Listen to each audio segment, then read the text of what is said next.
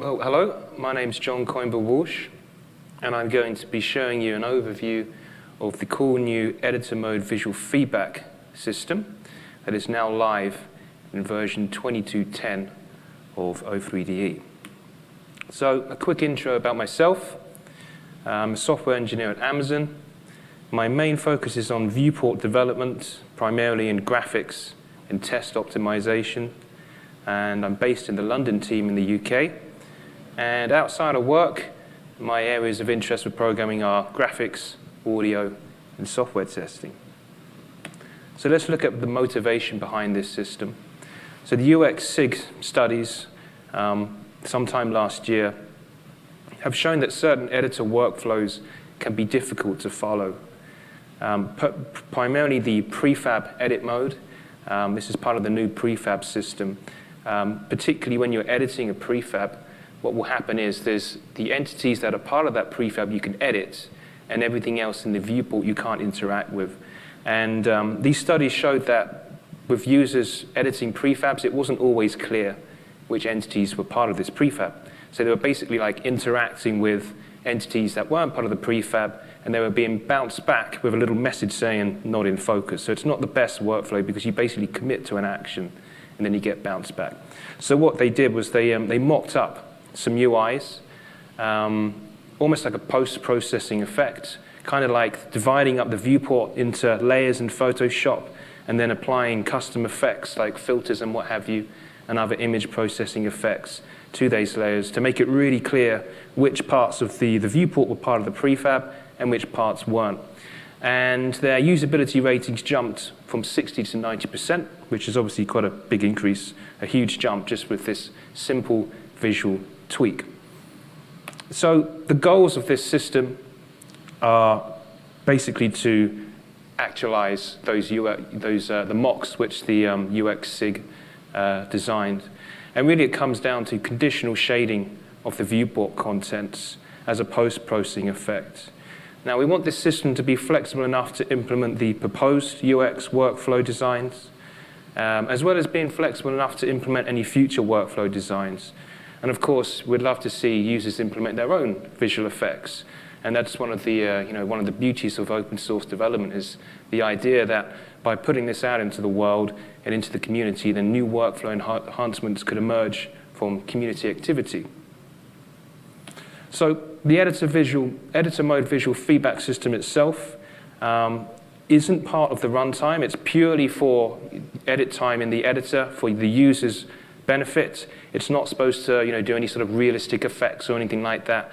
None of the effects which we implement will ever end up in the product, the final product, which you're designing in O3DE.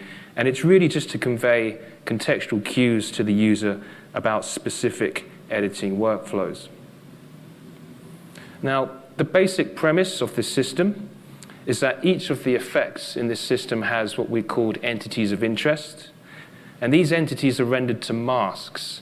And if anyone here has got a background in graphics, it's analogous to a stencil buffer, which is basically just a black and white image where for every single pixel or fragment in the viewport, if the pixel is white in this mask, it means it belongs to an entity of interest.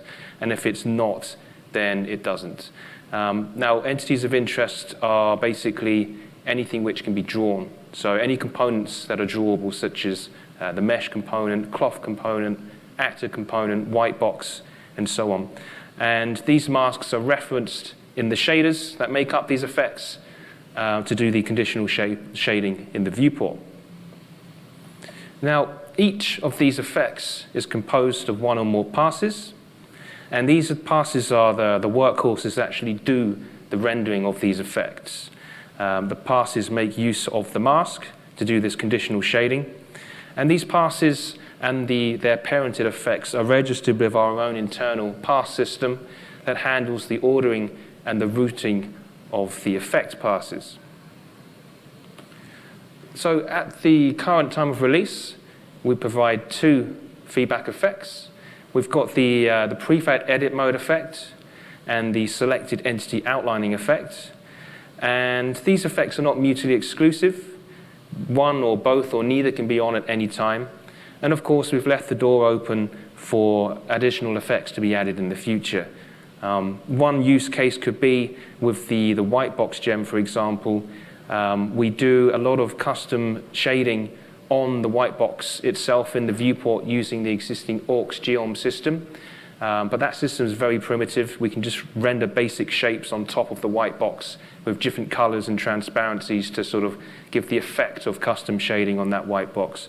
That could all be completely replaced with this new visual feedback system. So let's have a look at an example viewport. You can see we've got 4 rows of 3 shadables, the red, green, and blue shadable.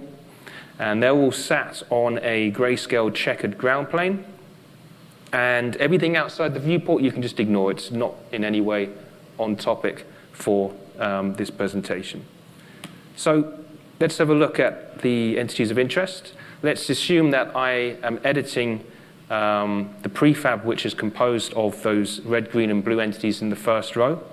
And let's say that I've got them selected. So now we would expect to see the prefab edit mode effect and the selected entity outlining effect.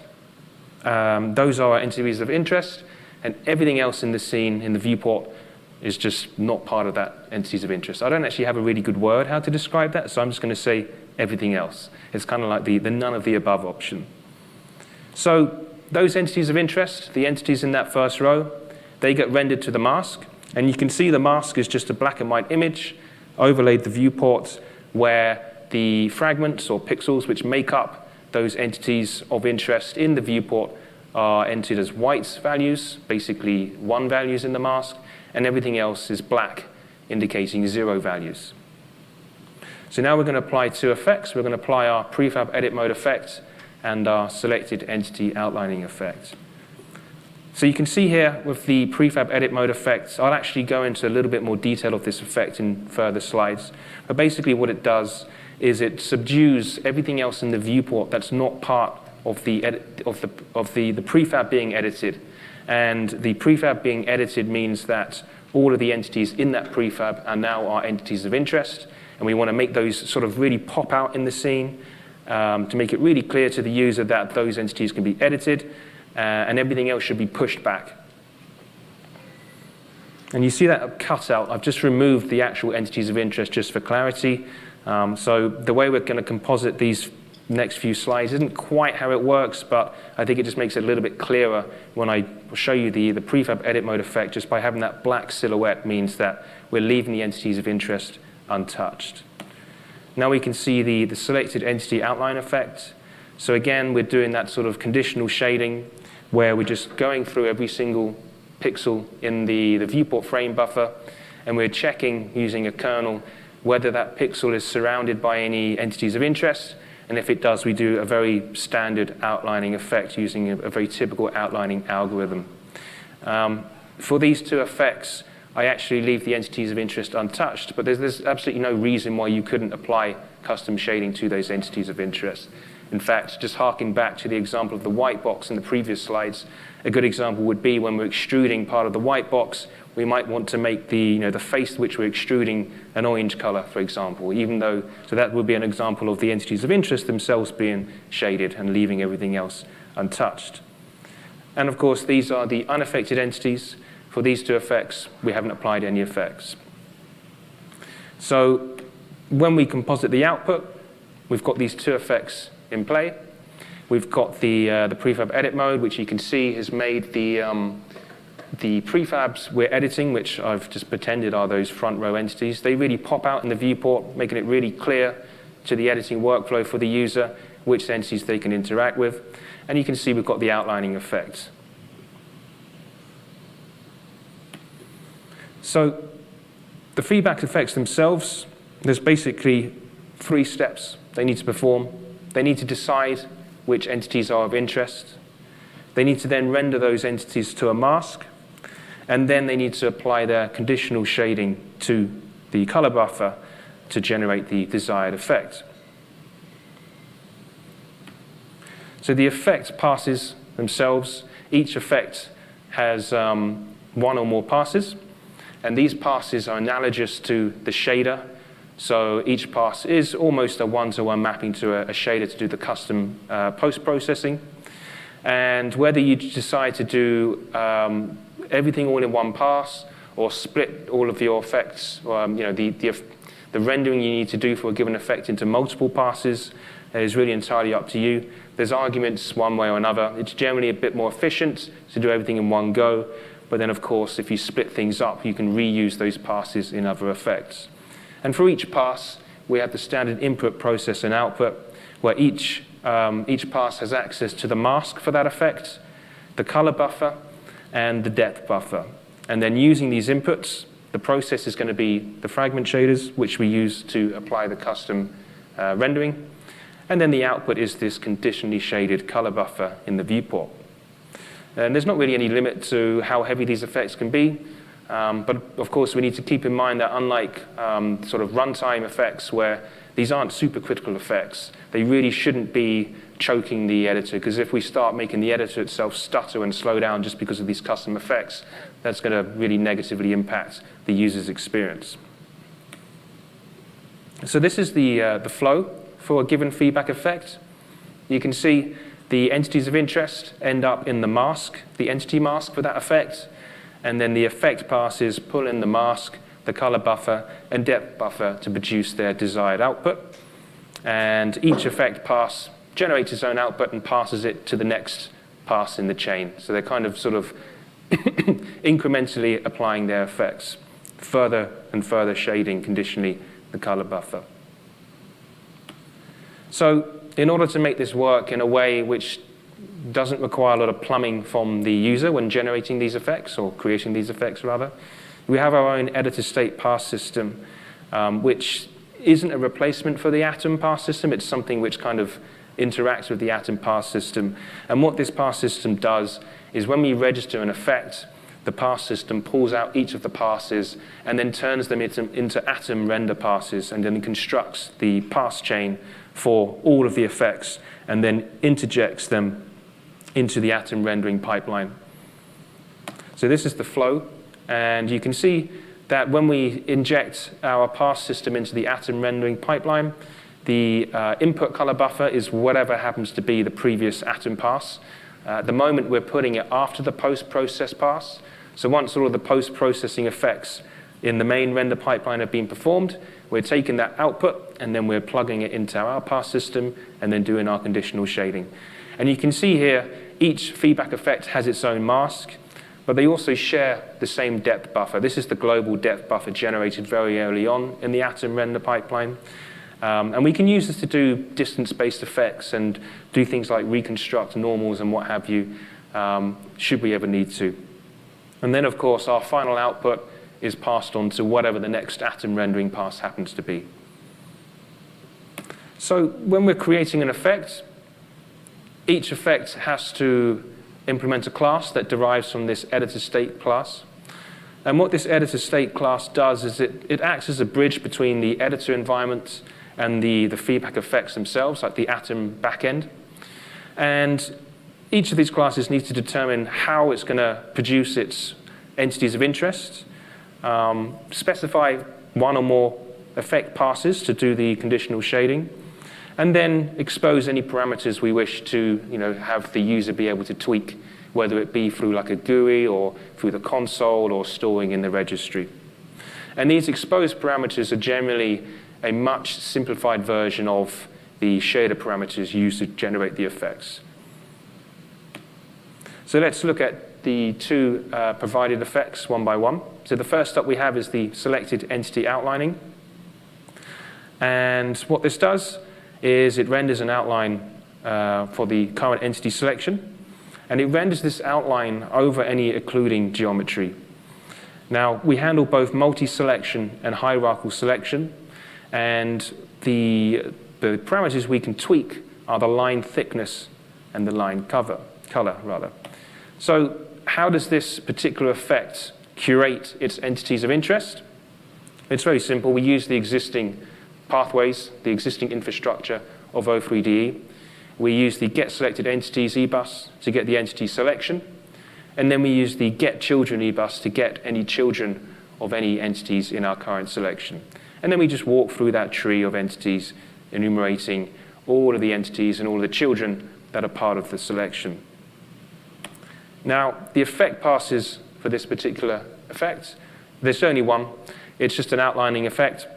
And what this does is, for each pixel in the frame buffer, we do apply a kernel where we look up and cross-reference whether this pixel is part of the entity mask, as in the entities of interest.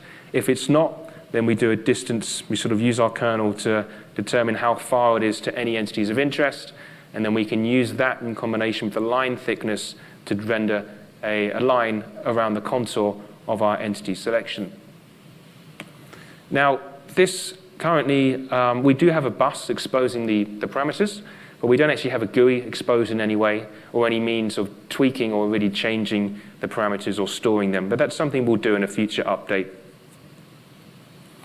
Now, for multi-selection, we don't outline each entity individually. We outline the actual footprint of that entity selection. And this footprint will expand and contract as selections are made and unchanged. So let's have a look at an example of this multi-selection. So in figure A, you can see I've selected the rightmost green shadable in the front row. And you can see the outline. It traces the contour of that selected entity regardless of any occluding geometry. And this is really important because you can see that the red shadable in the middle of that row, that's somewhat occluding that selection. But because we're rendering the outline regardless of any occluding geometry, it becomes crystal clear exactly which entity have I got selected. So you can imagine if this was a much busier scene and perhaps there was a wall in the way or a tank or what have you, rather than having the entity fully occluded by that geometry, I'll be able to see almost through the wall and through the selection to see my selection. And then you can see in figure B, we've got our multi-selection, and it's rendering the footprint of that selection. So rather than rendering an outline of the red entity and the green entity separately, so you'd imagine in this particular instance they would overlap, what we're actually rendering is just the footprint of that summed selection. And then in the final diagram, you can see that I've got the entire first row selected. There's not actually any occluding geometry outside of the selection, but you can see that the blue shadable is partially occluding the red shadable, and the red shadable is partially occluding the green shadable. But rather than rendering the outlines of each individuals, in which case you'd have this sort of overlapping of that selection, you can see it's just the footprint of the entire selection.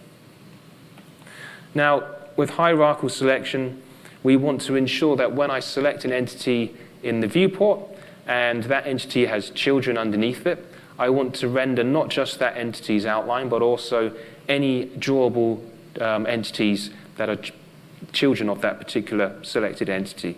And as with the previous slides, I won't outline them individually. I'll outline the actual footprint of the selection. So let's have a look at this robot here. In the first image, image A, I've got nothing selected. So of course, the viewport looks exactly the same. There's no entity outlining. Now in B, I've selected the topmost entity, which parents all of the children of this robot. And you can see it's rendered the outline of the summed footprint of that selection, basically all around the robot. And then in figure C, what I've done is I've selected, quite deep into the hierarchy, I've selected the body of this robot. And again, you can see, rather than having most of it's actually occluded, you can see the rear wheel there is being occluded by all the other geometry that make up this robot. But of course, we rendered the outline of the summed footprint of that selection regardless of occlusion. And then this is kind of really hit home in the final figure in D, where you can see I've got that rear wheel selected, and you can still see that selection. It becomes very clear where that wheel is in relation to everything else, because I'm rendering the outline around the wheel over the top of any occluding geometry. So now let's look at the prefab edit mode. This is the editor workflow example we touched on in the first few slides. And the purpose of this particular effect is to make it crystal clear to the user which entities are part of the prefab being edited, and thus are interactable. And of course, the counterpoint there being which entities and other scene information in the viewport that are not part of the entity selection. And the way we do this is we want to push all of the information in the viewport that's not part of the current prefab being edited into the background. So how do we get the entities of interest? This is, again, using existing code pathways. If you're going to write your own feedback effects, perhaps you might have to write your own logic in order to curate your own entities.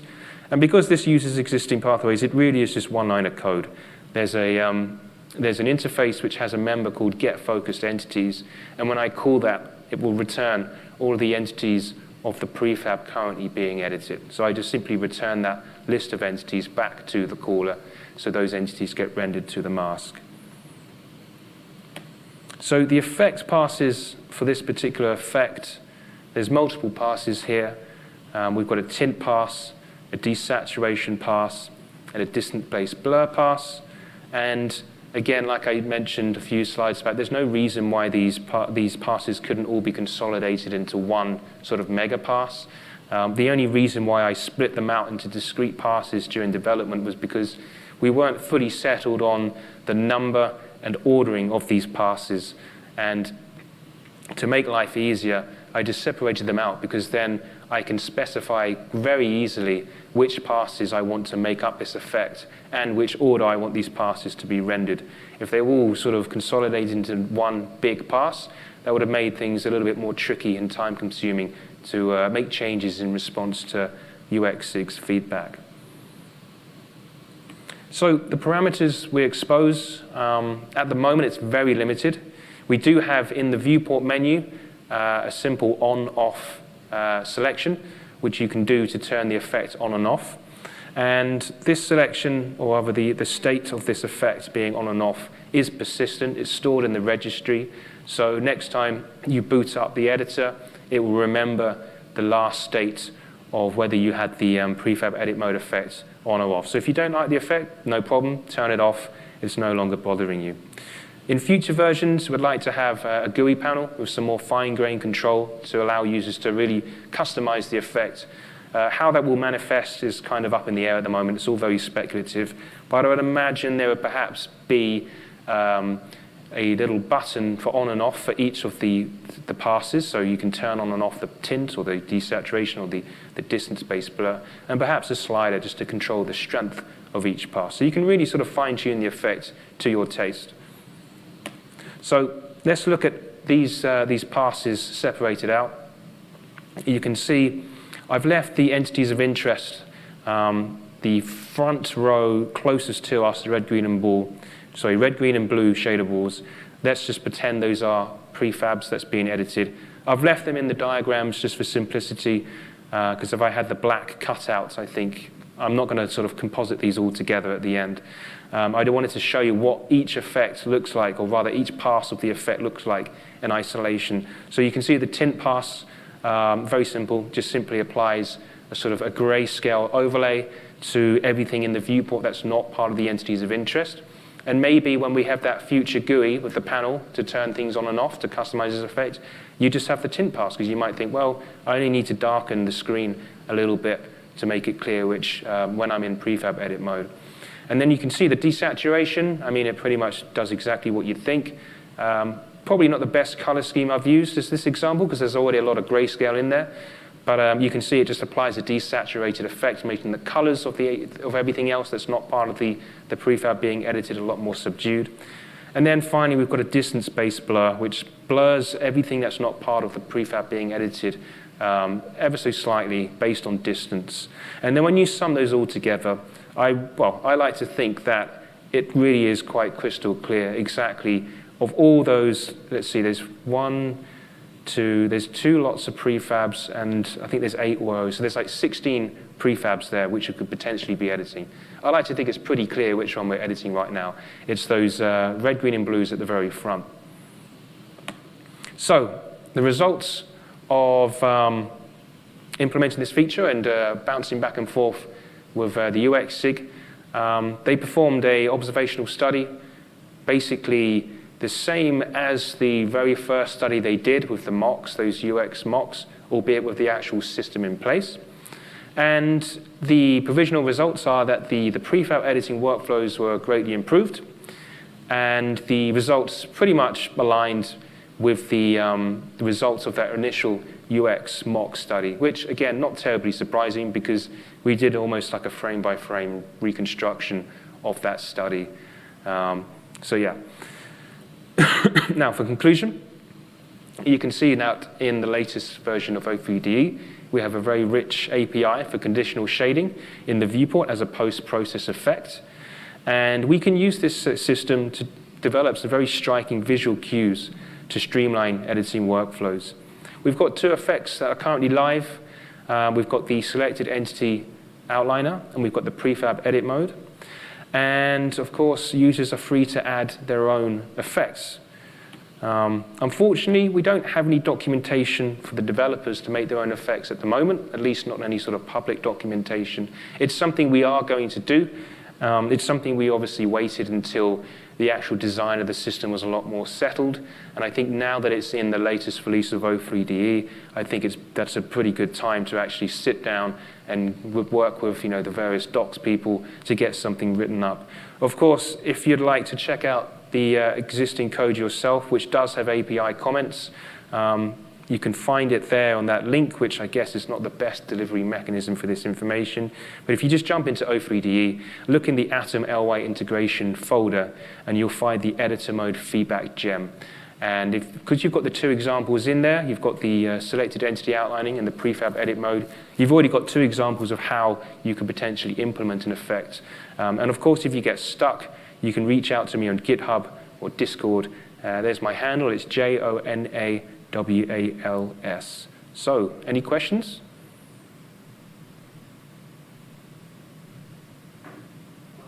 How much of the editor was inspired by Blender or any other? How much of the effects were inspired by Blender? I know that this is more of a UX SIG question, but I'll try and field it on their behalf. I mean, like the entity outlining, again, it's nothing particularly new or novel. I think pretty much every single editor has a form of entity outlining or like selection outlining. With the prefab edit mode, I know that Josh, one of our UX guys, some time ago, he was doing these sort of investigations, exploratory study into these sort of the mocking of this effect of the prefab edit mode. And then around that time, I know that he was saying that Unity also ended up doing a very similar thing for one of their workflows. So it's almost like this sort of convergent evolution of ideas that sort of independently came up with these started with these very similar problems and then came at very similar solutions, but obviously went about in a bit more of a roundabout way.